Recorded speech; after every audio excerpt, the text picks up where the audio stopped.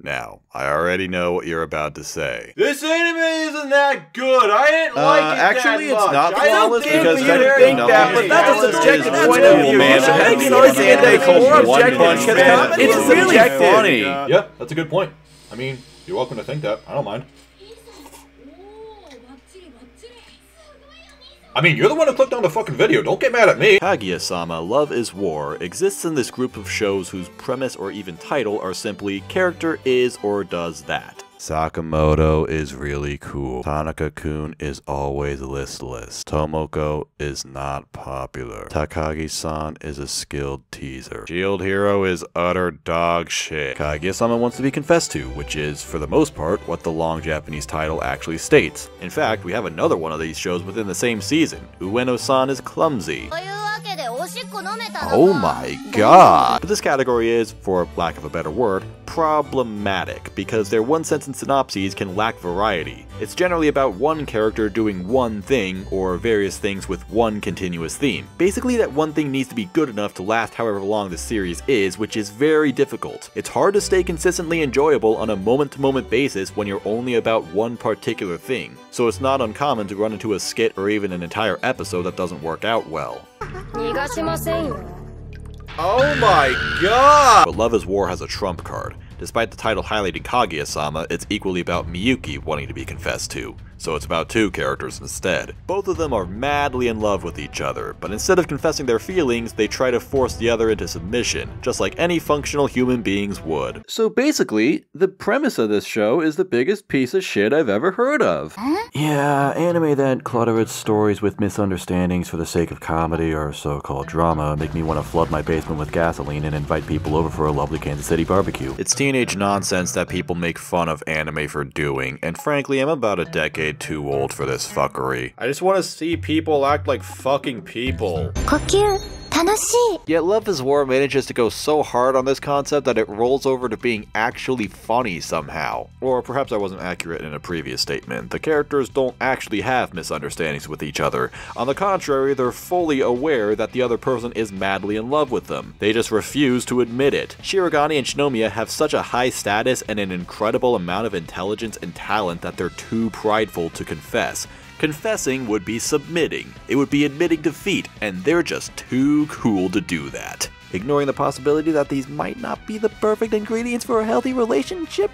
The two main characters continuously engage in a never-ending series of battles of wits, and something that makes the anime so fun is that the outcomes are never guaranteed. With anime like Takagi-san or Sakamoto Desuga or Watamote, every scene and skit circles back to the premise, which is the result. The winner, or loser, is predetermined and will never change, but not here. Sometimes Kaguya wins, sometimes Miyuki wins, sometimes neither of them win because Chika Fujiwara is the smartest girl in the universe. The outcomes are unpredictable, especially as the situations change and escalate. All this confined to the ordinary days of these characters, which not only creates limitless opportunities, but also makes the exaggerated presentation all the funnier. Anyway, having a thing based on one or two characters is due to get old after a while, so then you've got to add these things called other characters to boost its longevity. That is to say, if the other characters are even good in the first place. Sometimes it feels a little too painfully obvious that the anime is wasting your time with them. Other times they outright steal the show. Fujiwara is, for all intents and purposes, the third wheel of the cast. She's there to be an unassuming neutral party, but this also makes her a wild card. When she gets involved with the two lovers' hijinks, she ends up flipping everything over, pulling off something amazing that no one would expect. Her reversals, the timing of her appearances, as well as her lovable, bubbly personality add up to what is easily the most lovable character I have seen in a long time. And I haven't even mentioned her alter ego, Love Detective Chika, or the moments where she gets surprisingly serious and deep. Those just speak for themselves. There's also Hayasaka, the kudere maid who pushes Kaguya to deepen her relationship with Miyuki, or fix her lack thereof, and Ishigami, a deadbeat paranoid otaku weirdo who's probably the single funniest character I've seen since Kazuma, just because of how audacious his personality is. Every character is just as fun to watch as the main duo, if not better. They contribute so much to the anime as opposed to distracting you. But while solid, albeit gimmicky, characters can only get you so far, what matters most is the actual challenges Kaguya and Miyuki put themselves through. Not only for being exaggerated, but because, oh so cleverly, there's actually a solid amount of real character development that hides within them. Like, okay, this anime is hilarious. I can say that so many times that you'll end up laughing uncontrollably after going insane from hearing me say it so much. But let's get real. What keeps me coming back and being so attached to this series is how surprisingly in-depth it goes into its characters, exploring every facet of their lives, how they function on their own, with other people, in public, in private, and how these romantic duels can have some rather significant impacts on their lives. Also, for the record, not every scene is just Kagi and Miyuki getting back at each other. It's pretty broad overall and doesn't always involve them specifically. But even still, there's a lot of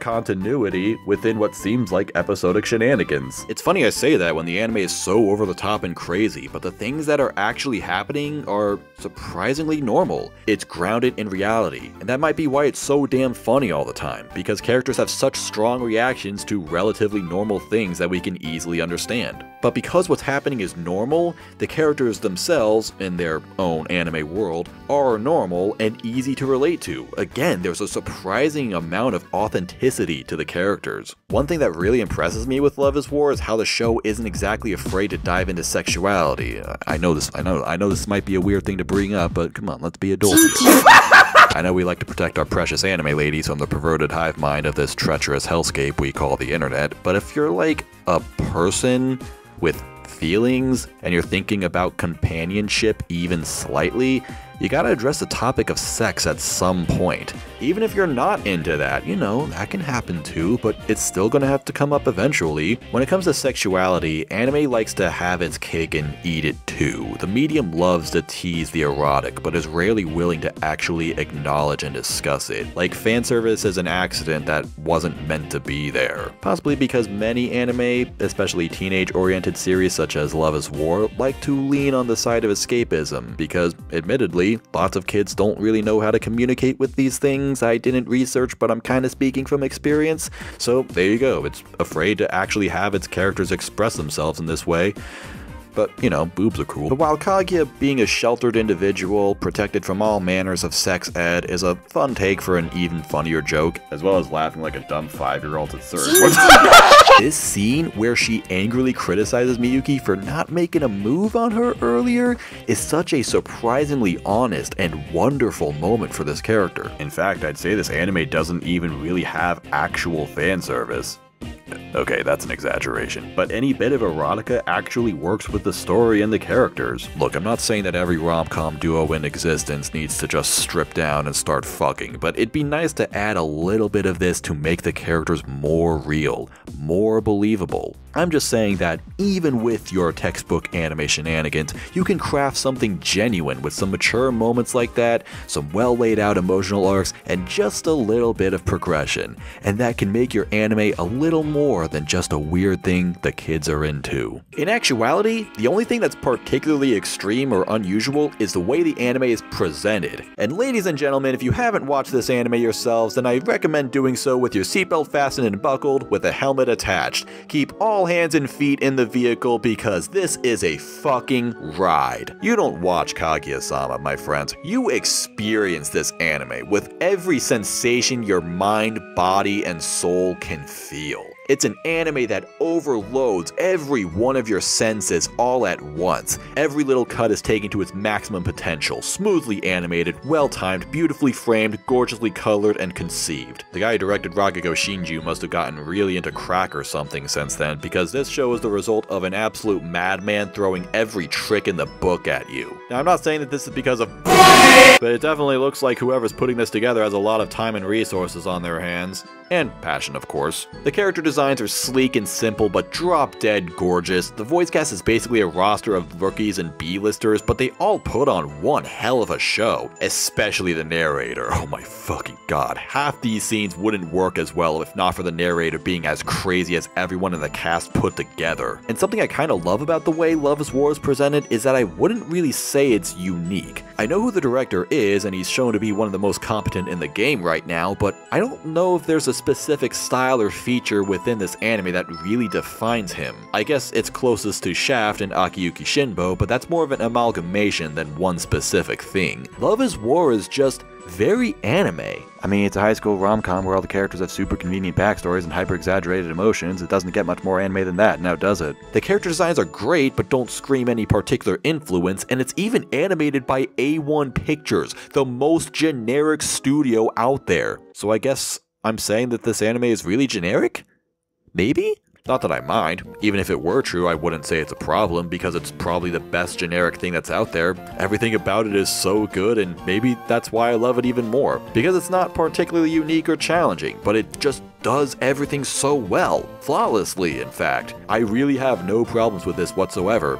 Of course, that's a matter of preference. Not all of you are going to think this anime is that funny, but I think it is. It might even be the funniest anime I've ever seen, but I can't really sit down and analyze every joke and why it's funny compared to others, now can I? It's just really anime. And I know this might sound crazy, but I like anime. So I like Kaguya-sama. And I love Fujiwara. And that's all I can say. Toot-a-roo, motherfuckers. Mister, oh Mister, you may shine like you can't say it.